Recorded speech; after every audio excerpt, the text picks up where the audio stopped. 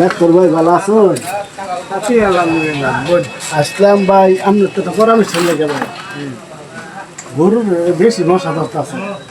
তখন গরুর যে মশা ওষুধটা দিচ্ছিলাম তো বিরাট ভালো ওষুধ এরকম একটা দেওয়া কারণ আমরা ভাবি করতেছে মৌসুমের কি দরকার গরুর দায়িত্ব আমরা সব এটা কিরম গরুর কাম কি মানুষের কাম কি গরুর ওষুধ দেব গরু যেটা সহ্য করবার পারবে মানুষের এটা পাইব তুই একেবারে বিষ হয়ে যাবে পাগল লেখক নিয়ে আছে। আচ্ছা ভাই আপনি ওষুধটা দেন আমি ওষুধ দেওয়ার হয় কিন্তু আমি গরুর লাগিয়ে দিলাম এটা গরুর জন্য। হ্যাঁ এটা গরুর লাগাই কিন্তু আনি তো মরবেন না বাঁচবেন এটার দায়বার আনি না এটা গরুর জন্য এই গরুর ছবি দেওয়া আছে আনি লাগাইতেন মশুরের তো দাম বেশি